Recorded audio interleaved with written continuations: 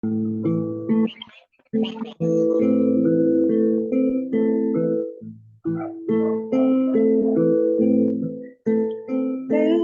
veio, pão da vida, luz do mundo.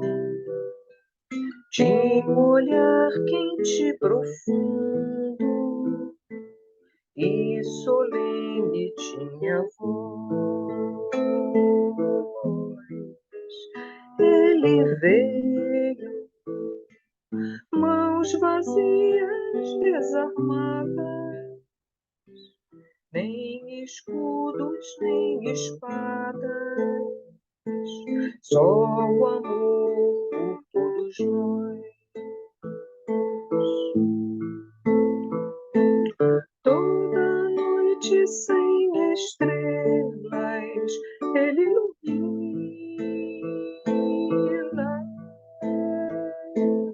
e as nuvens mais escuras ele desfaz. Ele veio e agitou a nossa alma e tirou a nossa calma,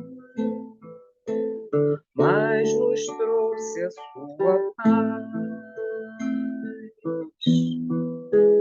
Ele veio, pão da vida, luz do mundo. Tinha um olhar quente, profundo e solene, tinha voz. Ele veio, mãos vazias, desarmadas, nem escudos, nem espadas, só o amor por todos nós. Toda noite sem estrelas, ele ilumina, e as nuvens mais escuras ele desfaz. Ele veio e agitou a nossa alma e tirou a nossa calma, mas nos trouxe a sua paz, mas nos trouxe a sua paz.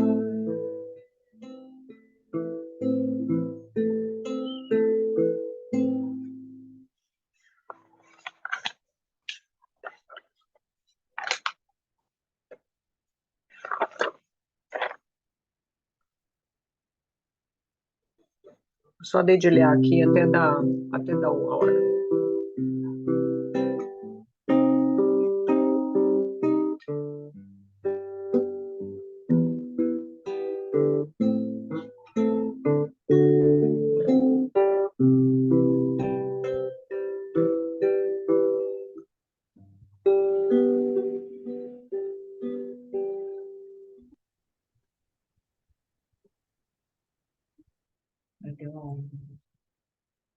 Bom, meus amigos, boa tarde, sejam todos bem-vindos. Nós vamos começar nosso estudo da tarde de hoje e vou pedir a Babi para colocar o texto na tela para quem não tiver o livro poder acompanhar. E aí eu gostaria de saber se tem algum voluntário. Solange, você quer fazer hoje? Pepita, eu não consigo ler pela tela, não. Fica muito pequenininho. Ah, tá bom. Celular. É verdade. Então você faz a prece que eu vou pedir a Babi para ler. Tá bom. Já pode fazer agora? Pode.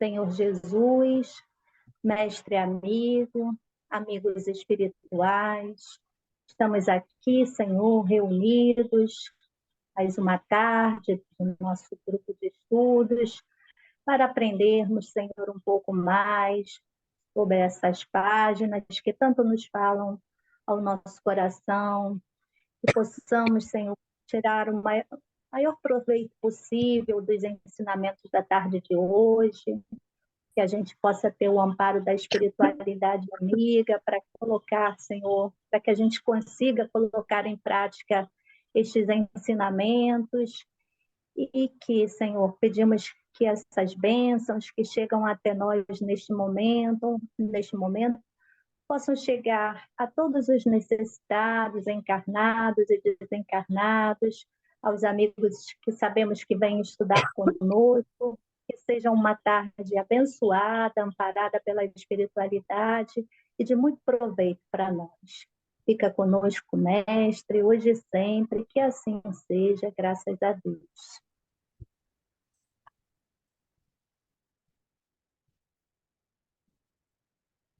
Você que mandou. Lição 42, o serviço mediúnico. A diversidade de dons, mas o Espírito é o mesmo. Paulo, primeira carta aos Coríntios, capítulo 12, versículo 4. Examinando os dons espirituais, ou, mais propriamente, as faculdades mediúnicas entre os aprendizes do Evangelho, o apóstolo Paulo afirma categórico no capítulo 12 de sua primeira epístola aos Coríntios. Há diversidade de dons, mas o Espírito é o mesmo. Há diversidade de ministérios, mas o Senhor é o mesmo. Há diversidade de operações, mas é o mesmo Deus que opera tudo em todos. A manifestação do Espírito, porém, é concedida a cada um, para o que for útil, pois que a um, pelo Espírito, é dada a palavra da sabedoria, a outro, pelo mesmo Espírito, a palavra da ciência, a outro, pelo mesmo Espírito, a fé, e a outro, pelo mesmo Espírito, os dons de curar, a outro, a operação de fenômeno, e a outro, a profecia, a outro, o dom de discernir os espíritos, e a outro, a variedade de línguas, e ainda a outro, a interpretação das línguas.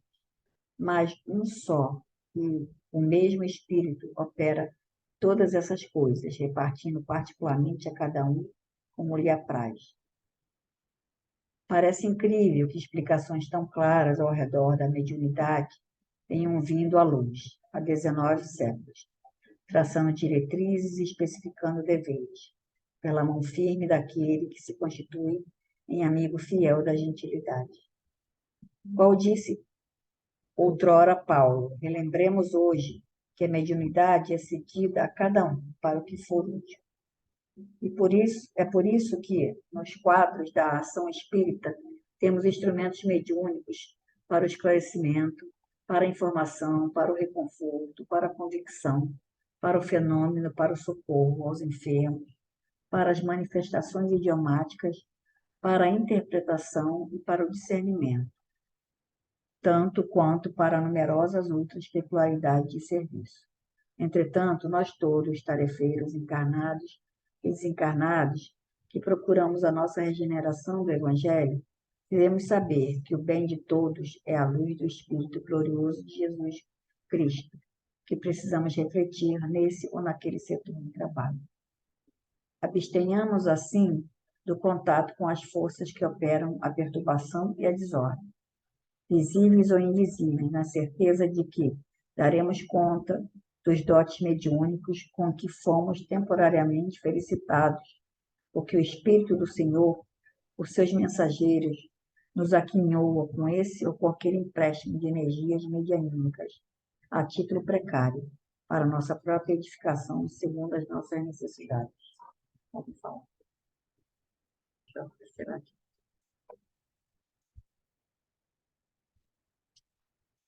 Então, Solange quer comentar um pouquinho dessa página? Não, Pepita, prefiro que vocês falem. Alguém gostaria de comentar sobre a diversidade de dons, mas o espírito é o mesmo?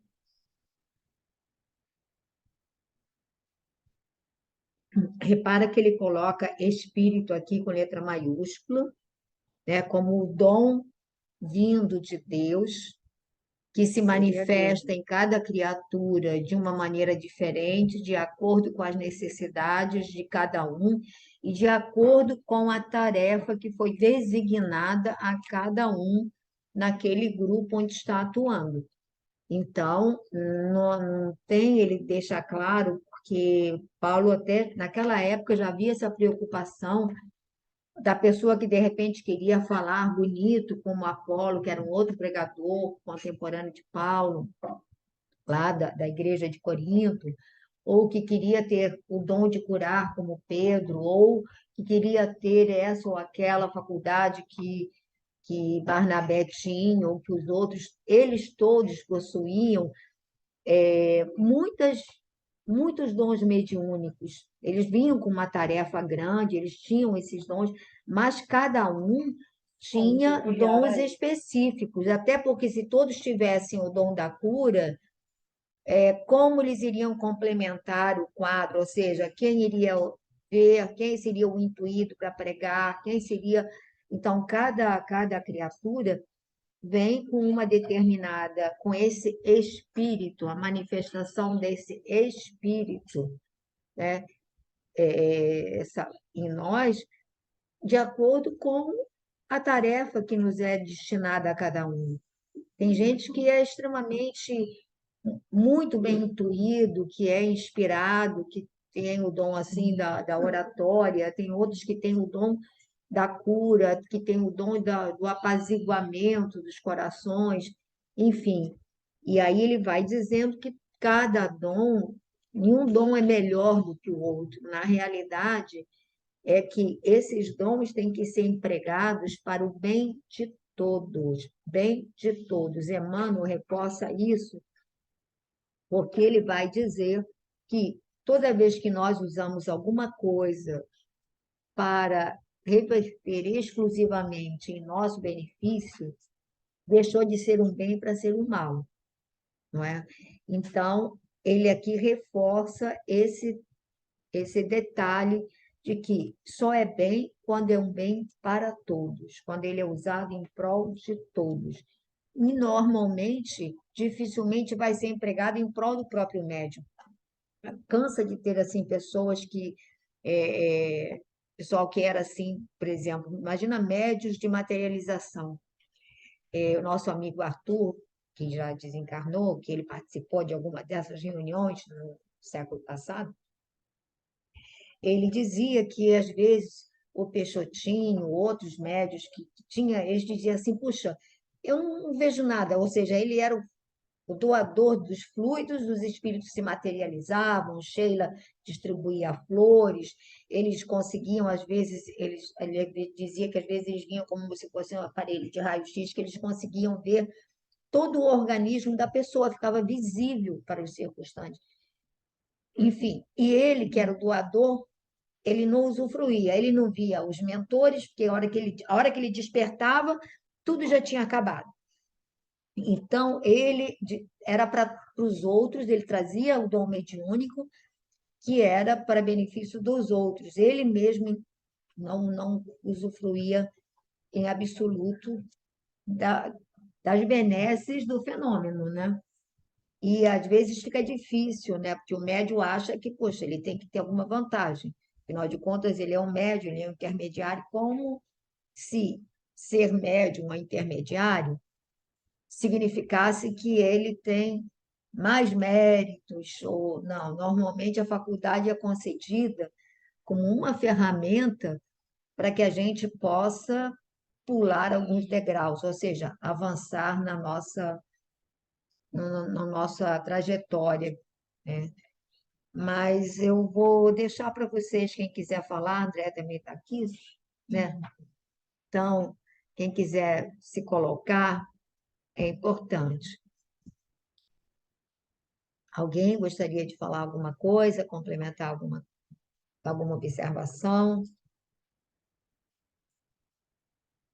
da importância desse trabalho do serviço mediúnico, ou seja, de ser intermediário? Ninguém? Eu destaquei uma frasezinha a mediunidade é cedida a cada um para o que for útil. Então, como você já explicou, né, que existem vários tipos de mediunidade e cada um tem um ou dois ou três tipos de mediunidade, né, e todos eles numa tarefa para o bem, né, e não deve haver assim vaidade quanto a isso, que a gente sabe que a mediunidade é uma necessidade de progresso do espírito, aquele espírito que recebe, quando encarna no seu corpo físico, o dom da mediunidade, porque a mediunidade é física, né?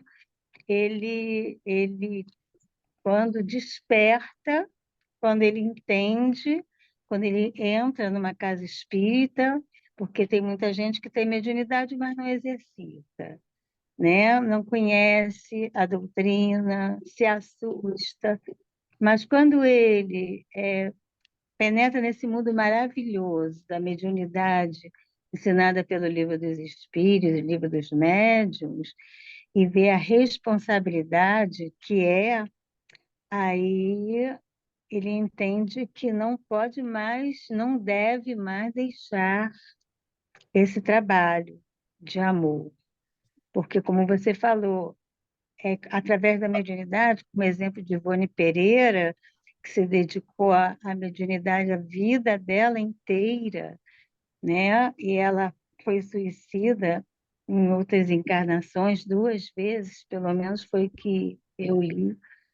Ela, então, abraçou essa oportunidade, sofreu muitas dificuldades, mas abraçou essa oportunidade, né, de mãos e pernas, se doava totalmente. E a gente sabe que quando ela reencarnar, se ela já não reencarnou, a gente não tem ideia disso. Ela vai realmente ter progredido muito, muito e muito por conta da sua passagem nessa última encarnação. Ela desencarnou em 1970 e poucos, né? Então, 84. 84? 1884.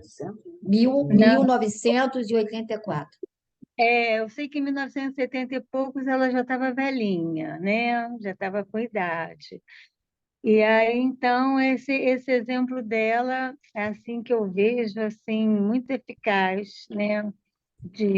Para que a gente possa, assim, olhar como ela foi abnegada, né? E, logicamente, cada um, dentro das suas possibilidades, trabalha no bem através desse dom que recebeu do Espírito Maior, né? Que é Jesus.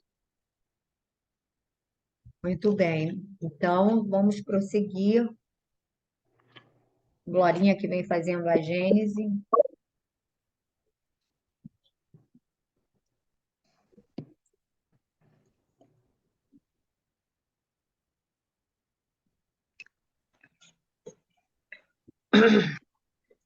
Bom, aí nós estamos entrando no item 14, né, do capítulo 12 da Gênese Mosaica. Capítulo 3, versículo 1, aí vamos, né? E aí, se a gente acha que estava difícil, agora vai ficar complicado. Ai, vamos lá, vamos juntos. 1. Ora, a serpente apareceu aí no paraíso, tá? A serpente era o mais astuto de todos os animais que o Senhor Deus formara na terra. E ela disse à mulher: Por que vos ordenou Deus que não comesses os frutos de todas as árvores do paraíso? E a serpente, aí ele grafa aqui o termo em Nahash. hebraico, que é, Nahash.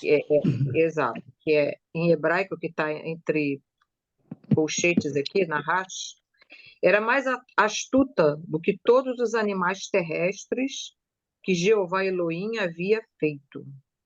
Ela disse à mulher, Raisha, É. terá dito Elohim, não comereis de nenhuma árvore do jardim.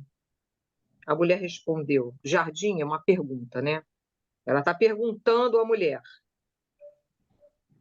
A mulher respondeu: comemos dos frutos de todas as árvores que estão no paraíso. Disse ela, a mulher, à serpente. Do fruto miperi, das árvores do jardim, podemos comer. Mas, quanto ao fruto da árvore que está no meio do paraíso, Deus nos ordenou que não comêssemos dele e que não lhe tocássemos, para que não corramos o perigo de morrer. A serpente replicou à mulher: certamente não morrereis, mas é que Deus sabe que assim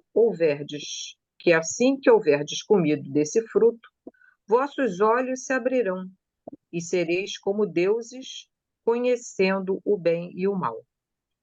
Bom, aqui a gente entrando mais adiante, Kardec vai falar sobre esse termo usado para designar serpente, que a gente sabe que o hebraico, uma palavra, às vezes, designa várias coisas, né? Tem vários significados. Kardec aqui, depois nas explicações que ele vai dar, ele vai dizer que esse termo, ele foi, digamos assim, pelo que eu entendi, está adulterado, né, por um conselho aqui que fez, ele fala dos 70, deve ser um grupo lá de rabinos, de escribas, de rabinos, e que usam o mesmo radical, ele vai falar assim, quer ver, ó, rapidinho, tá? A palavra nahash só foi traduzida por serpente na versão dos 70. Isso aqui é Kardec, depois lá para trás falando, lá para frente, aliás. Os quais, segundo Hutcheson, corromperam o texto hebreu em muitos lugares.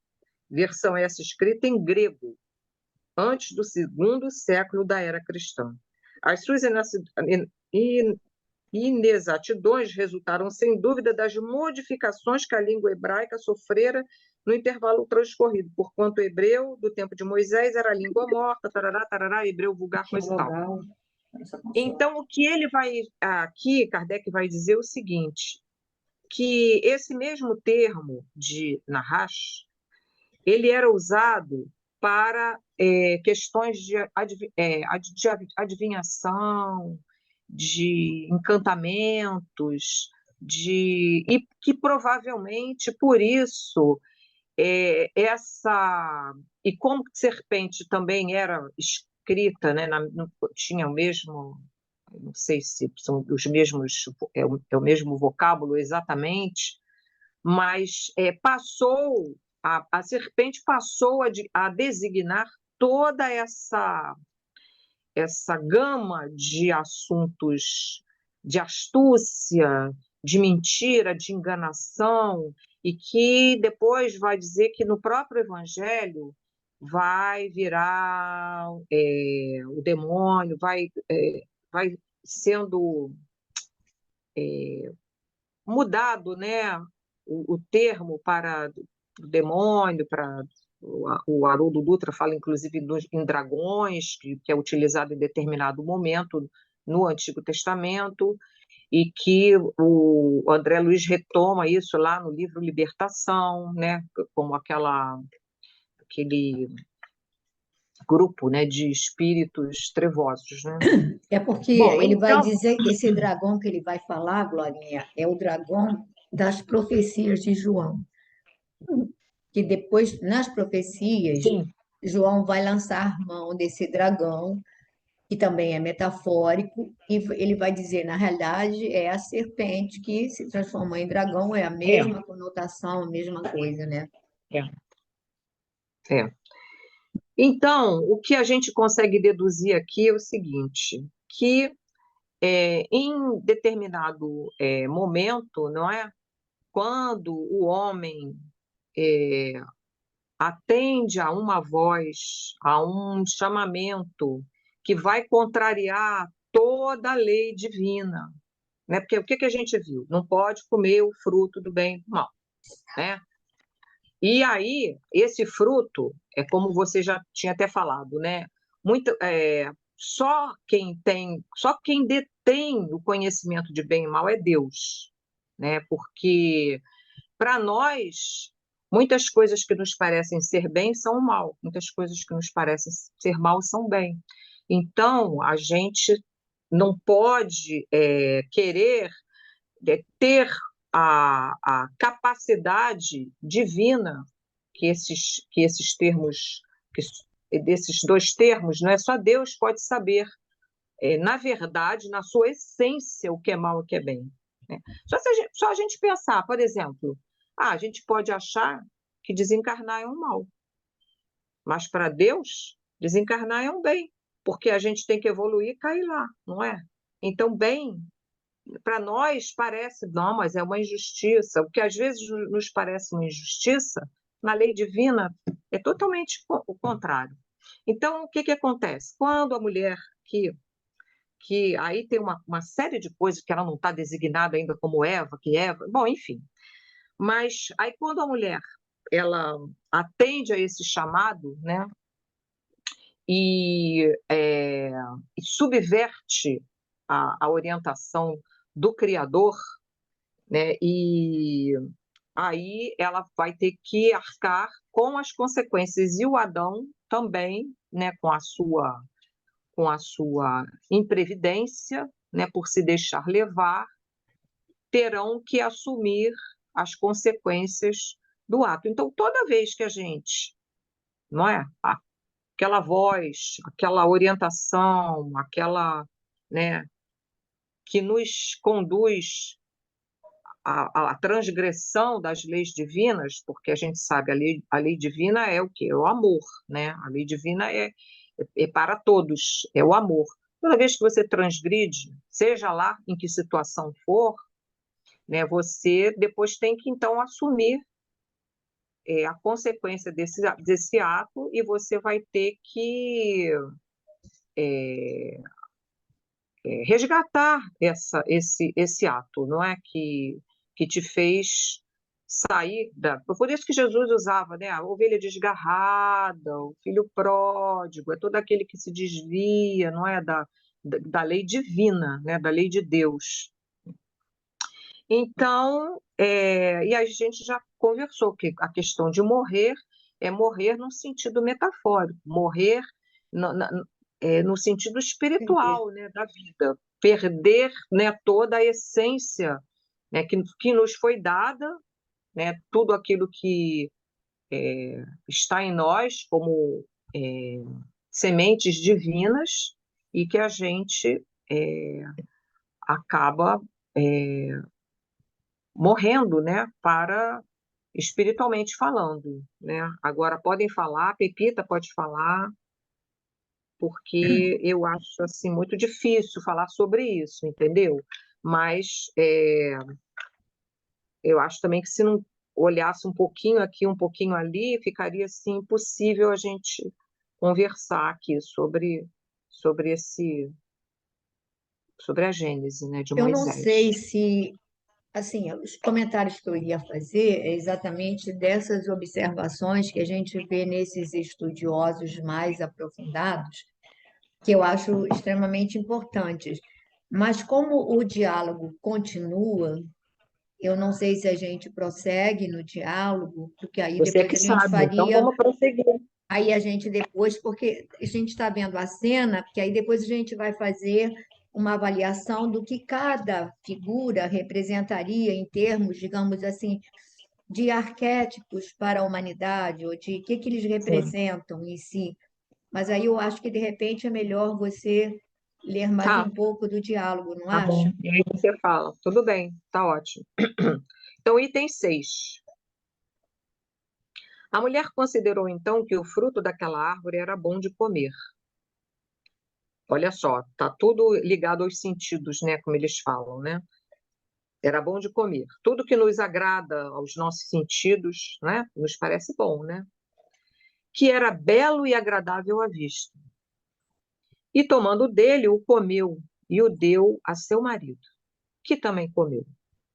Aí vem aqui entre parênteses, ela viu a mulher que ela era boa, a árvore, como alimento, e que era desejável a árvore para compreender, e tomou de seu fruto, etc, etc, né? Aqui ele está tomando lá o texto. 8. E como ouvissem a voz do Senhor Deus, que passeava à tarde pelo jardim, quando sopra um vento brando, eles se retiraram para o meio das árvores do paraíso, a fim de se ocultarem diante da sua face. Então, é aquela. Eu vou falar aqui alguma coisa, vocês podem até acrescentar. Essa questão de Deus que passeava no paraíso, não é? Porque Deus, ele está presente entre nós, ele é onisciência, ele é onipresença, ele está, né, em todos os lugares, ele está. Então, toda vez que a gente quer se ocultar, né, a gente sabe, a gente já entende que transgrediu uma lei divina, a gente faz de tudo para se ocultar da face de Deus, né? Então, a gente procura os maiores subterfúgios para, né, não ser, vamos dizer assim, para nos desculparmos, não é, das nossas atitudes, das nossas escolhas, enfim.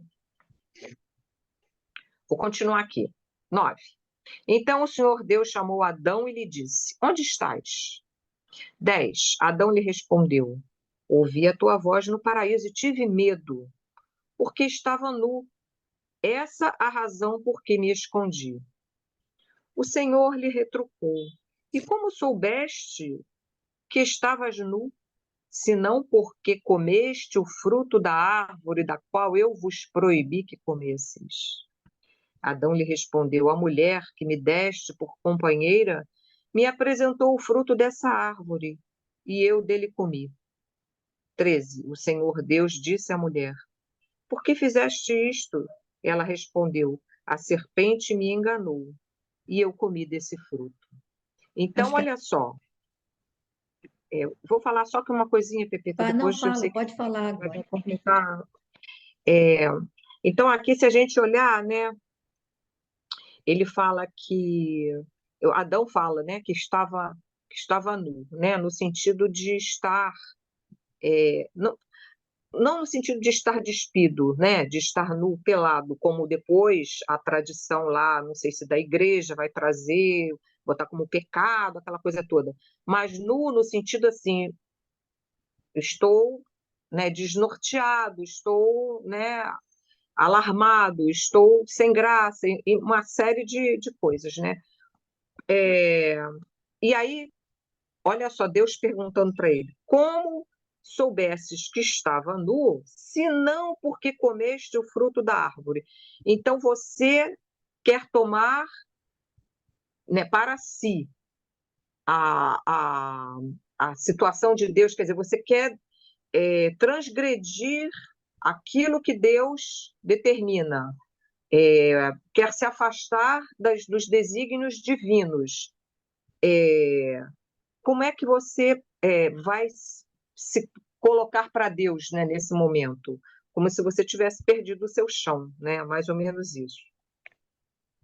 E aí, o Adão vai dizer que foi a mulher, e a mulher vai dizer que foi a serpente. Então, aqui, eu vejo como aquela questão, né, da gente sempre se desculpar. Olha, eu fui, eu fui obsidiado, né? Eu fui, né?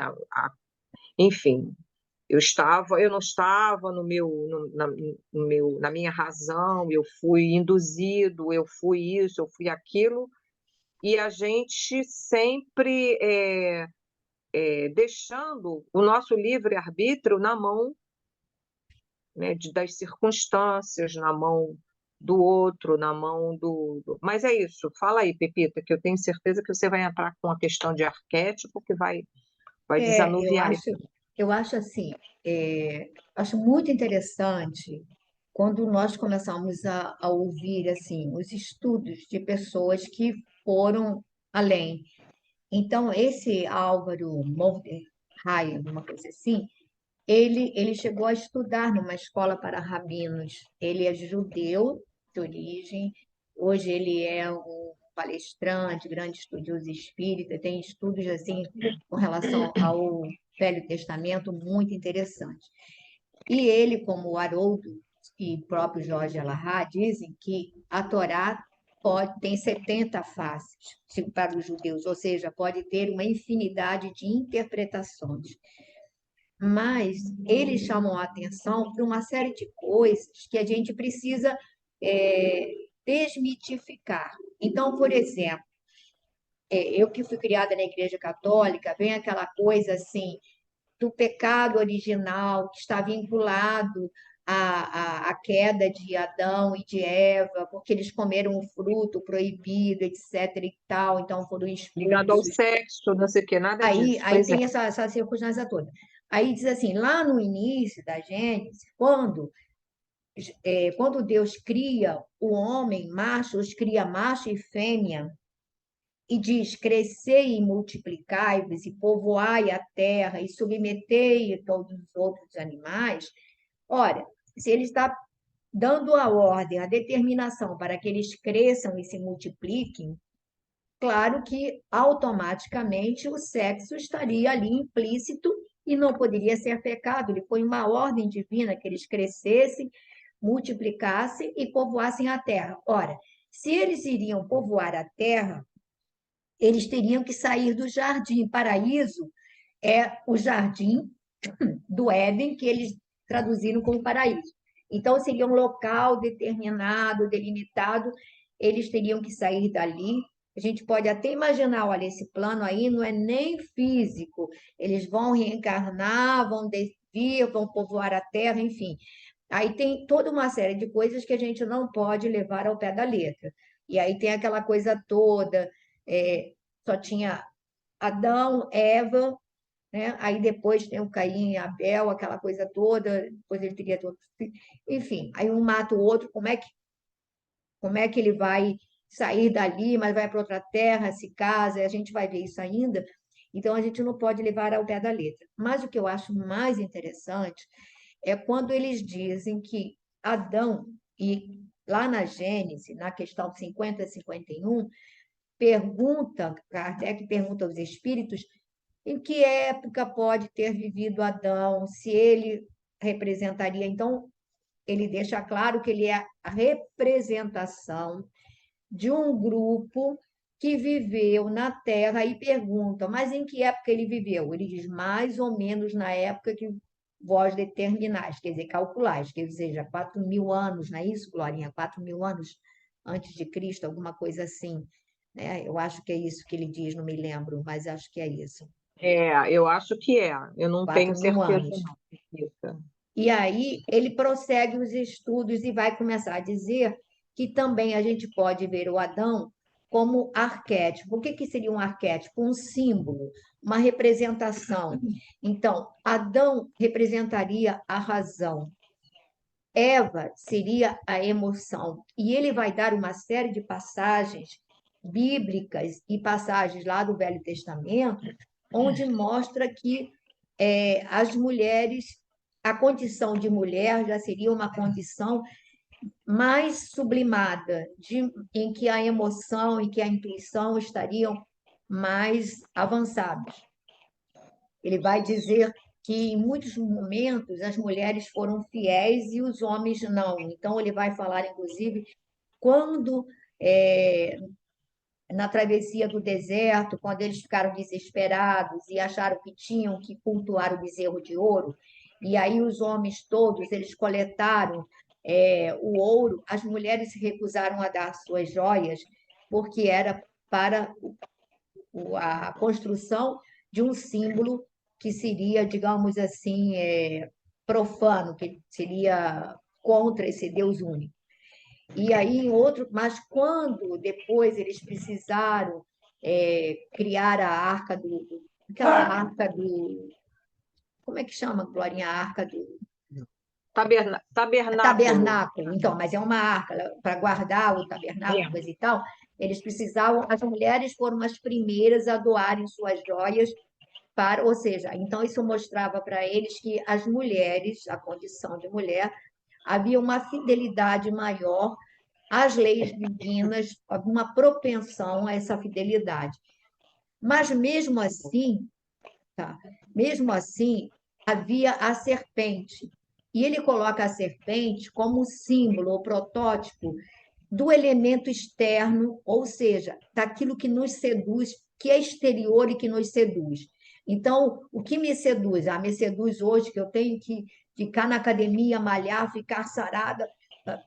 Aí coloco foco todos os meus estímulos, todo o meu tempo, tudo para fazer isso, e aí eu descubro que, olha, isso não me traz nem plenitude, nem alegria, nem... Então ele coloca a serpente nessa condição desse apelo à sedução, ou seja, aquilo que aparentemente é belo, enfim.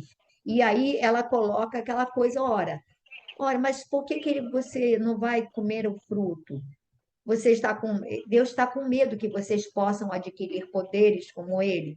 Claro que isso é impossível, né? Porque nenhuma criatura, Deus não iria, como ele diz, Deus não iria fazer essa proibição, porque é impossível a qualquer criatura atingir uma condição do Criador. Então, não se proíbe aquilo que é inviável, né? Não tem por que proibir, segundo diz o, o Haroldo Dutra. E aí ela entra com esse símbolo. Mas aí entra aquilo que a Glorinha já falou.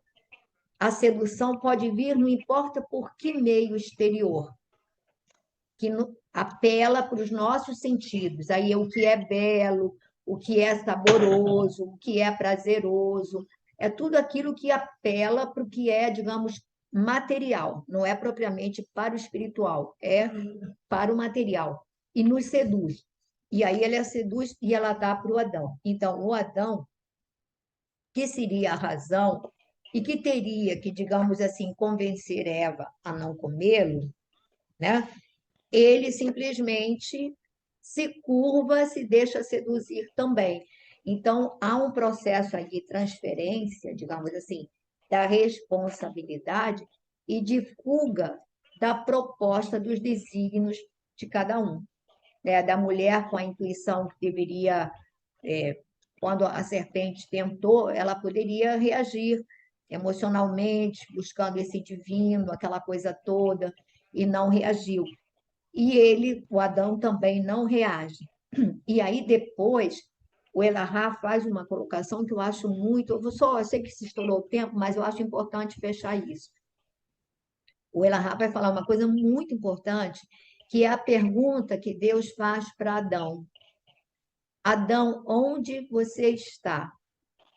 Ora, Deus sabia onde ele estava. Deus sabia que ele estava ali escondido. Mas ele não pergunta, Adão, o que você fez? Ele pergunta, Adão, onde você está? Então, ele tenta mostrar aí esse coração amoroso, misericordioso de Deus, que está sempre dando uma outra oportunidade. Quando ele diz, onde você está, é como é que você está se sentindo? Em que estado emocional, psicológico, espiritual você se encontra, Adão? Você fugiu, né? Você violou as determinações que Deus havia dado. Ele violou. Então, como você, agora onde você está? Ele está ali escondido, né? Então, ele tenta mostrar isso, vai acontecer depois, mais para frente, quando Caim também mata Abel, ele faz a mesma pergunta a Caim: Caim, onde está o teu irmão?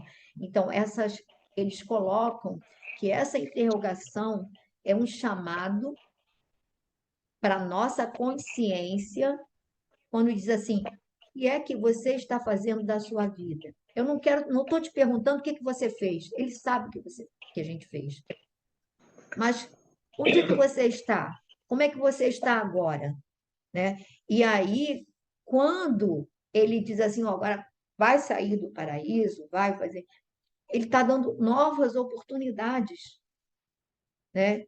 E eu acho que o Haroldo usa uma frase que eu achei assim, eu falei o estudo pela frase. Ele diz que as novas, assim, toda vez que a gente transgride a lei, transgride a lei, a gente transgride, a gente violenta as determinações do alto. Aí, o que Deus faz? Ele diz: Deus é o GPS. Eu achei fantástico. GPS recalculando rota. Eu achei essa frase dele fantástica. Então, Deus é o GPS recalculando rota. Você às vezes foge do caminho recalculando. Ah, então vamos mudar, vamos fazer novo cálculo, um novo planejamento, novo. Então, Deus é o GPS recalculando nossa rota. Sempre, sempre. Então, eu acho que essa ideia, nunca eu tinha parado para fazer esse tipo de análise, não é minha, né? Eu peguei é, É, dessas pessoas mais estudiosas, mas eu só estou repetindo a parte que eu achei que eu achei é. que é legal, E sabe? ele fala uma coisa muito legal, rapidinho, só para fechar, que ele diz que Jesus é o projeto divino que não deu certo com Adão. Deveria ter dado certo ali naquele momento, mas vamos dizer assim, né? Metaforicamente, só foi se concretizar na vinda do Cristo, né? É porque Ele diz que falou que é o segundo Adão. Jesus É, seria o segundo Adão. Jesus é é, o protótipo é. Mas é um do homem projeto de amanhã. divino, É o projeto um divino. projeto divino que faliu, quer dizer, não faliu o projeto não faliu, o projeto divino. Quem faliu foi a criatura, né? Que Né? Mas faliu e não. a É, criatura, vamos deixar claro que não é a criatura o Adão, a criatura não, como um criatura todo, ser a humano, exatamente. coletividade, todos nós. Exatamente. Porque aí esse menino, o Onderheim, ele vai dizer uma coisa muito interessante. Ele diz que dentro de cada um de nós, há o Adão, que é a razão, há a Eva, que é essa tendência ao sublime, e há a serpente, que são as tentações que estão dentro de nós, que na realidade por que que o fruto o atraiu? Porque ele era bonito, porque ele era agradável de se comer, porque ele era belo, porque ele era. Não é? Então, tudo aquilo que nos deslumbra é uma serpente dentro de nós, né? Se a gente olhar, é porque a tradução de serpente inicialmente seria para os judeus, segundo Elahá, não é serpente, não é diabo, é adversário. Então, a tradução deles é adversário. Então, tudo aquilo que, digamos, joga contra nós. As nossas tentações, elas trabalham contra nós, né? Quer dizer, eu tenho um projeto, mas aí, mas eu quero muito aquilo, aí eu esqueço o projeto porque eu quero dar vazão a algo que me atrai, que me seduz. Então, é meu adversário. Eu achei bem legal essa parte. Depois a gente. Paramos aonde então, Glorinha? No 9?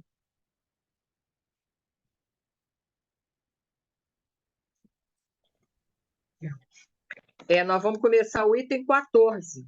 Ah,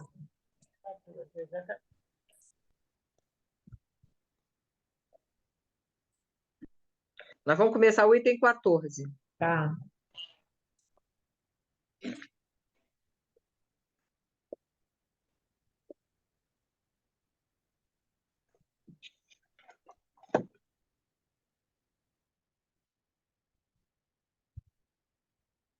Bom, e no Obreiros, quem gostaria de começar a leitura do Obreiros? Alguém que se prontifique?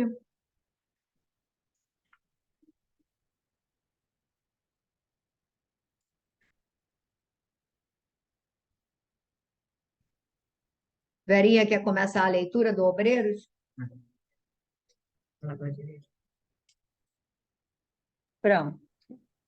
Vou tentar ver se eu lembro onde parou. Há, contudo, observação valiosa a destacar. Deixa eu... Peraí, desculpa, estou na marcação antiga. É o último Jerônimo parágrafo. agora pousava a destra. Jerônimo agora, não é? Isso, é. Toda hora eu boto Jerônimo embarcação, que eu não agora tiro. pousava à destra, na fronte do moribundo, proporcionando-lhe força, inspiração e ideias favoráveis ao desdobramento de nossos serviços.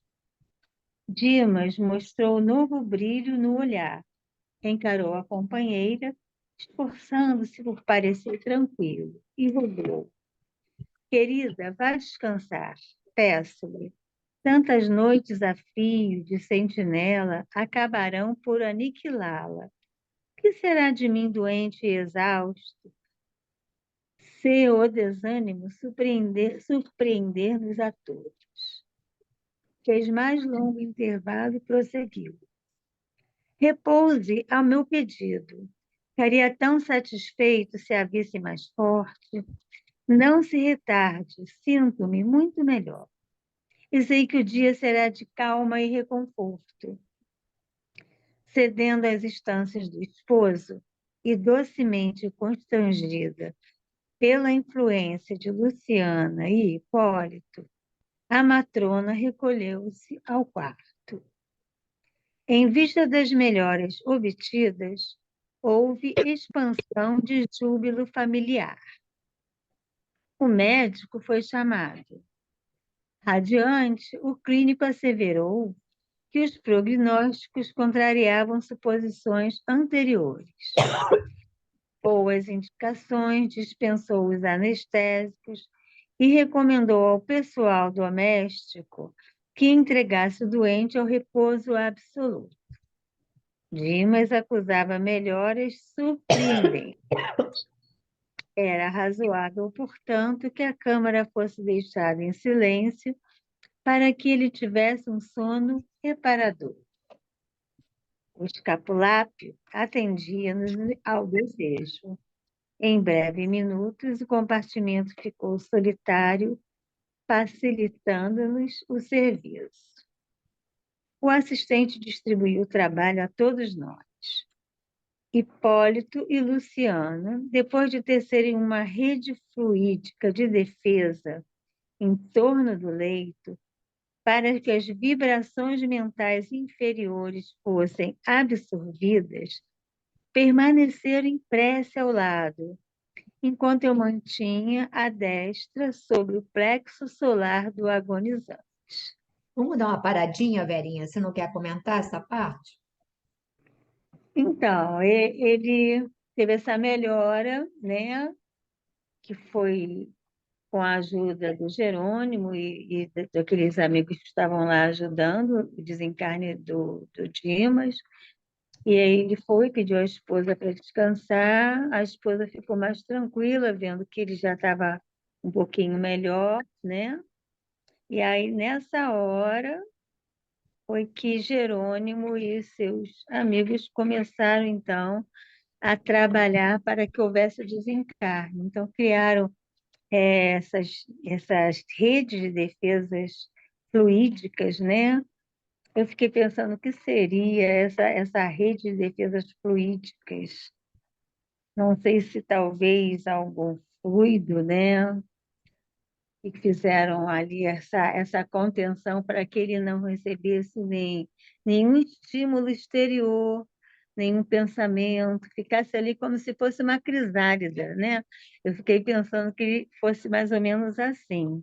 Verinha, o pessoal, por exemplo, a Andréia aqui às vezes tem evidência, mas a gente também tem Sim, notícias, é que sim. nas reuniões, por exemplo, certas reuniões mediúnicas ou de tratamento, ou enfim, muitas vezes nós somos isolados, como se estivéssemos sabe aquela, eu fico me lembrando do Pequeno Príncipe, sabe, o Pequeno Príncipe, ele tinha uma câmpula, como é que chamava aquilo?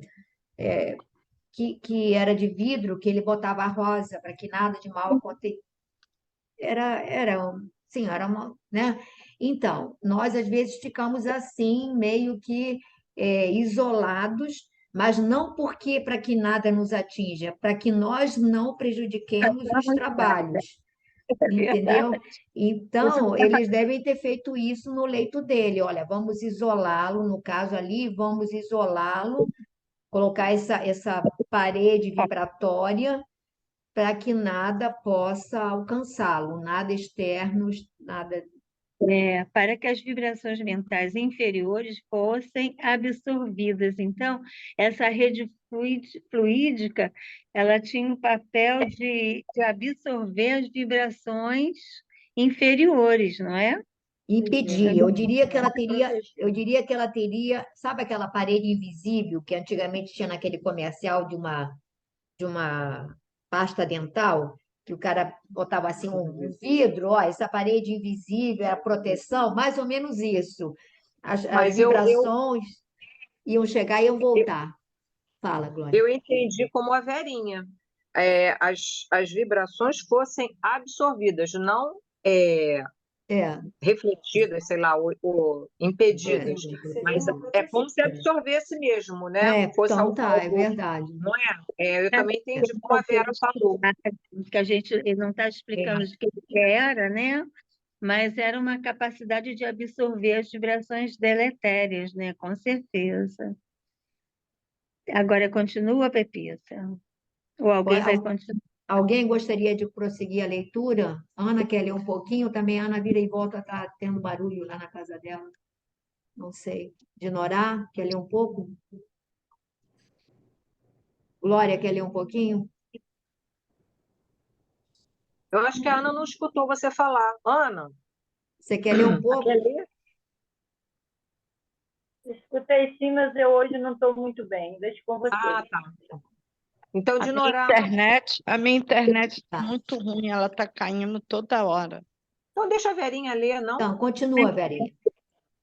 Iniciaremos agora as operações decisivas, declarou-nos Jerônimo resoluto.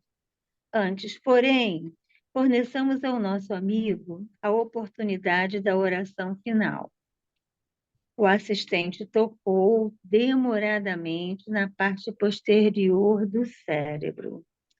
Vimos que o agonizante passou a emitir pensamentos luminosos e belos.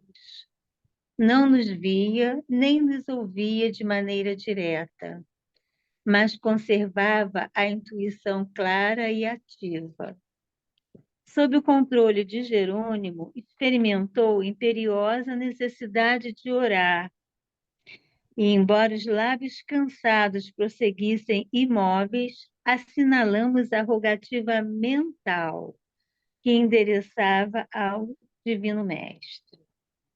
Então, ele não conseguia articular a voz, ele estava assim, muito debilitado, né? Mesmo com a ajuda do Jerônimo, trabalhando no cérebro dele, na parte posterior, mas ele mentalmente falou: Meu Senhor Jesus Cristo, creio que atingi o fim de meu corpo, do corpo que me deste por algum tempo como dádiva preciosa e bendita. Eu não sei, Senhor, quantas vezes feri a máquina fisiológica que me confiaste. Inconscientemente, quebrei-lhe as peças com o meu descaso, menosprezando patrimônios sagrados, cujo valor estou reconhecendo em mais de 12 meses de sofrimento carnal incessante. Não te posso implorar a bênção da morte pacífica, que nada fiz de bom ou de útil para merecê-la. Mas, se é possível, amado médico, socorre-me com o teu compassivo e desvelado amor. Curaste paralíticos, cegos e leprosos. Por que te não compadecerás de mim, miserável peregrino da terra? Seus olhos deixaram escapar lágrimas abundantes. Aí eu pensei assim, nessa hora que ele fez a prece, né? Mentalmente ele ficou assim mais próximo da espiritualidade maior. Estava totalmente desligado das dificuldades, né? Da casa, da esposa. E aí, após breves minutos, observamos que o agonizante recordava a meninice distante. Na tela miraculosa da memória, revia o colo materno e sentia a sede do carinho de mãe. Oh, se pudesse contar com o socorro da abençoada velhinha que a morte arrebatara há tantos anos, refletia.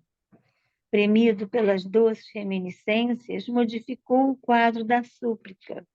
Lembrou a cena da crucificação de Jesus, insistiu mentalmente por vislumbrar o vulto sublime de Maria e, sentindo-se de joelhos diante dela, implorou: Mãe dos céus, Mãe das mães humanas, refúgio dos órfãos da terra, sou agora também um menino frágil, com fome do afeto maternal, nesta hora sublime. Ó Senhora Divina, Mãe do Mestre e de meu Senhor, digna-te abençoar-me. Lembra que teu Filho Divino pôde ver-te no derradeiro instante e intercede por mim, mísero servo, para que eu tenha minha Santa Mãe ao meu lado no minuto de partida. Socorre-me, não me abandones, anjo tutelar da humanidade. Bendita entre as mulheres. Que lindo, né, gente? Nossa,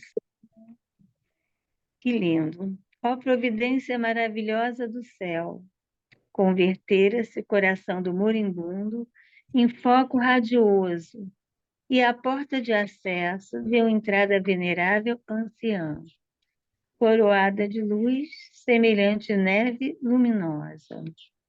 Ela se aproximou de Jerônimo e informou, após desejar-nos a paz divina: sou a mãe dele. Vou comentar? Vamos, mas antes eu vou falar uma coisinha que aconteceu antes do Alípio desencarnar. Ele estava razoavelmente bem, a gente não sabia que ele estava com leucemia, porque o resultado não tinha saído ainda, né? Ele fez aquele exame na medula e a mãe dele veio aqui em casa. De madrugada, ele levantou da cama, sentou e falou: Mãe, mas mãe lá de dentro, sabe? E deitou de novo e dormiu. E eu fiquei ali acordada pensando, eu falei, o que que a dona de Olinda veio fazer aqui? Alguma coisa vai acontecer, mas a gente não tem controle dessas coisas, né? E aí, com certeza, ela veio dar um alento para ele, ele só lembrou, eu só lembrei da mãe que ele falou e eu acordei. Aí eu nem comentei com ele nada, deixei passar. Para quê, né? Não tem necessidade, não. E aí, depois aconteceu tudo. Então, a força do pensamento, e com certeza ela já devia estar ligada aí, né, ao Dimas, e ela chegou para dar, então, um reforço maior ainda nesse momento do desencarne, né? Eu fico Muito lindo. imaginando que ela deve ser um espírito muito elevado, porque Sim, repara que ele vinha há mais de 12 meses doente. doente, com muito sofrimento. Jerônimo estava ali atendendo aquela coisa toda, e ela veio no momento extremo, ou seja, devia ser um espírito também muito ocupado. Ela sabia que o filho estava sendo atendido, que outros trabalhadores iam auxiliá-lo, então ela veio no momento extremo para recebê-lo, para estar ali com ele, acolhê-lo, não é? Então a gente vê a figura da mãe, e certamente você vê, o Dimas era uma pessoa pobre, ela deveria ser também uma pessoa bem pobre, então deve ser aquelas mulheres anônimas que cuidaram da sua prole, que trabalharam com muito, né, digamos assim, dentro da simplicidade, né, com muito, e que você vê a luz, né, a luz não, às vezes a pessoa não precisa ter nenhum grande, super trabalho, precisa apenas ter um coração amoroso e empregar suas possibilidades para o bem de outras pessoas, né? Então, certamente ela Como era a mãe, esse espírito. como a mãe de Divaldo, né? A É, gente, a figura materna deles também bem forte, né, na presença. E eu acredito também que a prece que ele fez, né, permitiu também Sim, se sim, chamar, a prece dele. a gente sabe que qualquer pessoa que seja imbuída de muito sentimento, muito amor, ela, quando faz uma oração por alguém, para alguém, por alguém que está doente, ou para alguém que está com problemas é, assim mentais, a gente sabe que essa prece caminha pelo fluido cósmico universal. E tem lá, né? Tem um livro, acho que é. Como é o nome? Assim na terra como no céu. Entre a terra e o céu, e mostra isso. Então, mostra isso. Então, na verdade, a gente tem que confiar que quando a gente faz esse pedido lá de dentro do nosso coração, ou conversa com Jesus, com Deus, com Maria, ou com o nosso mentor espiritual, né? Nosso guia, nosso espírito guardião, a gente sabe que chega aonde é necessário chegar, né? E chegou, e ela chegou lá.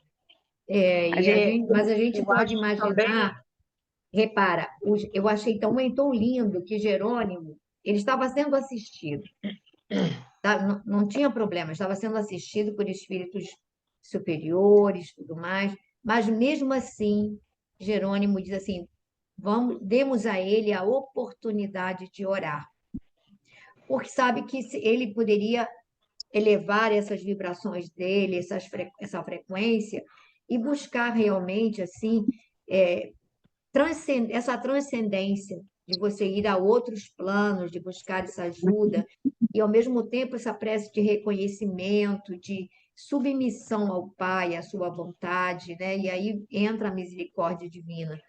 Então, eu acho que conhece muito, quer dizer, a própria espiritualidade, ele sentiu vontade de orar ao influxo de Jerônimo, né? Jerônimo coloca a mão, estimulando, porque ele diz, olha, ele não consegue ver, essa mediunidade no momento está bloqueado, mas a intuição dele permanece clara e límpida.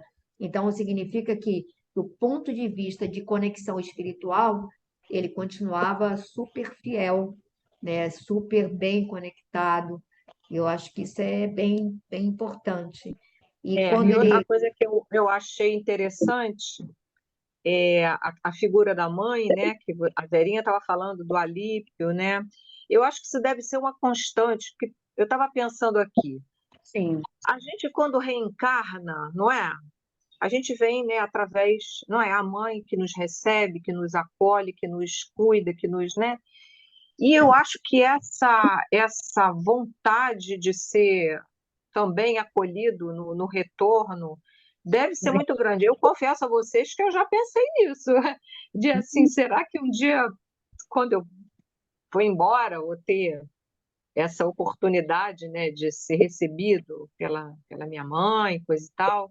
Então, eu acho que é uma coisa que está mesmo, né, quando ele faz essa prece a Maria para que ela permitisse a mãe dele vir buscá-la. Eu acho que isso é muito comum, não é? Nas É, nossas, né?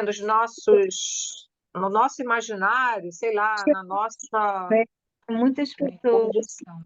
não têm essa oportunidade que a gente tem assim no livro de entender esses processos todos. A gente está estudando vários processos, vai estudar vários processos. O Dimas foi o primeiro, né? Acho que ele é o primeiro, não é? Não me ele é lembro. o primeiro. É o primeiro. Então, se tivesse a oportunidade de se falar mais sobre isso, as pessoas não teriam tanto medo da morte, né? Então, Mas eu queria, fez, né, e- Pepe? eu queria dar tem gente que vai entender o que eu vou falar. É porque, às Fala. vezes, a nossa mãe física dessa encarnação não é a nossa mãe de coração, né? É alguém que está conosco circunstancialmente num processo de redenção, de transformação de adversidades para amenizar, digamos assim,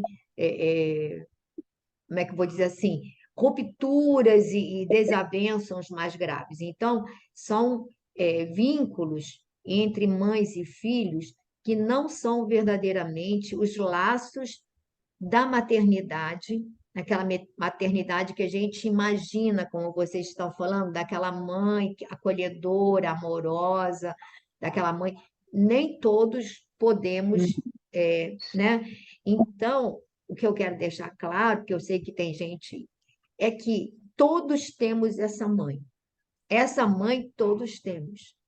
Só que por algumas circunstâncias, nós não merecemos estar com elas nessa etapa.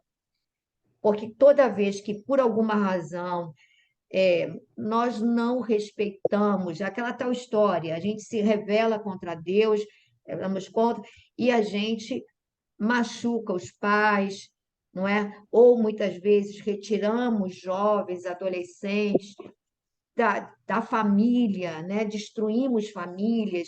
Então, a gente vem num círculo provacional, em que a mãe não é a nossa mãe afetiva, é aquela mãe necessária para educação das nossas necessidades.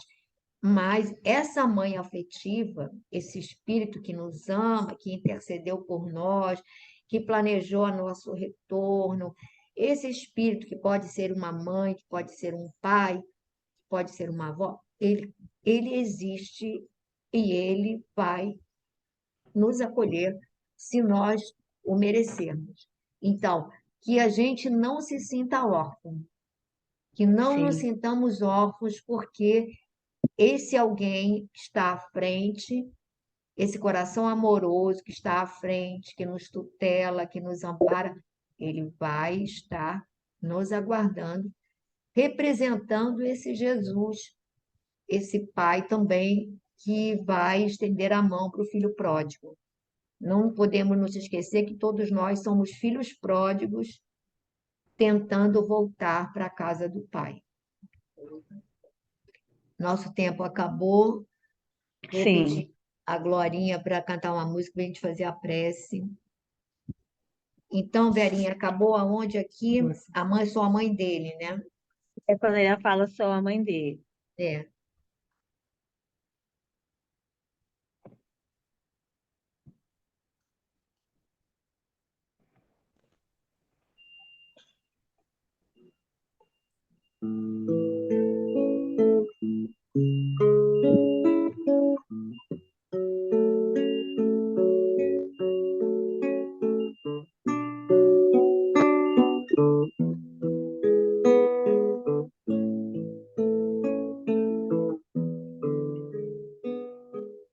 Doce Maria, suave de vem ouvir nossa prece, perfumar nossa messe, doce mãe de Jesus. Vem, Maria, socorremos que sofrem peregrinos da dor, suplicando o teu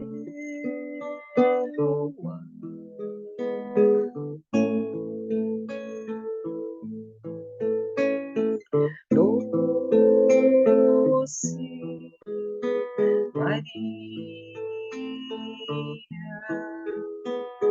cheia de graça, vem ouvir este hino, amparando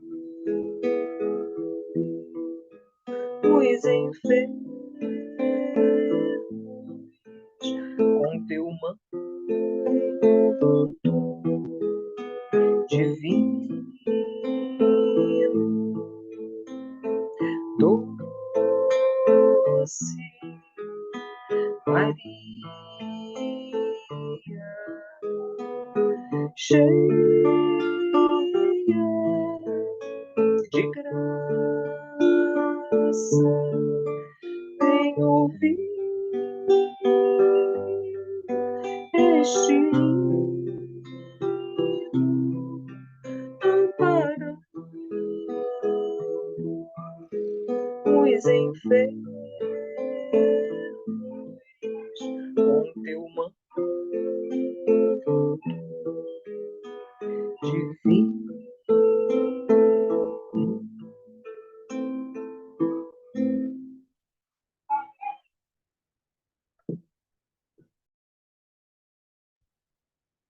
Então, nesse momento, nós vamos chegando ao término do nosso estudo.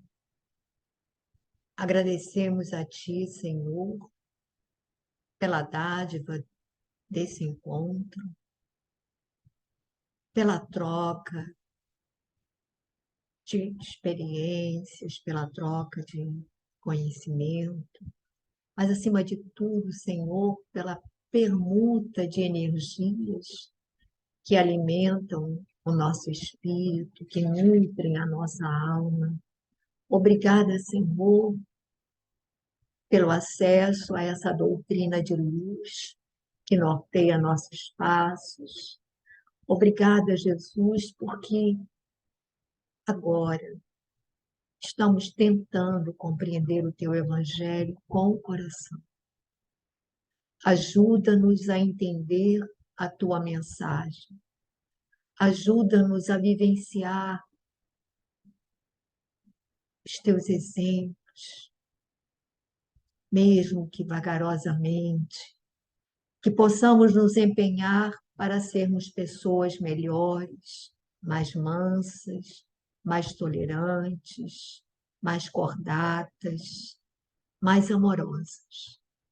Então, Senhor, abençoa os nossos lares, abençoa todos aqueles que o Teu amor colocou ao nosso redor, abençoa também a todos os nossos irmãos e irmãs que hoje não puderam estar conosco.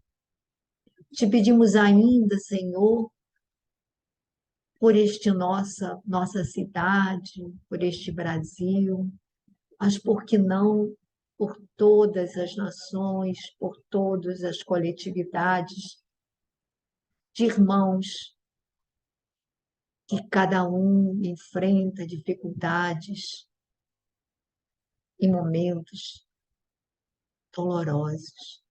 Então, onde haja dor, que o Teu amor possa chegar. Onde haja desespero, que a esperança possa renascer, que a fé possa surgir, para que não esmoreçamos diante das provações que nos são necessárias a todos nós. Pedimos ainda que abençoes a todos os espíritos que foram trazidos para participar deste pequeno estudo. Que eles sejam igualmente abençoados, amparados e acolhidos. Agradecemos e pedimos que abençoes aqueles familiares queridos, onde quer que estejam, e aqueles que estão nos auxiliando a realizar estes estudos. Muito obrigada, Jesus. Fica conosco agora e sempre. Que assim seja.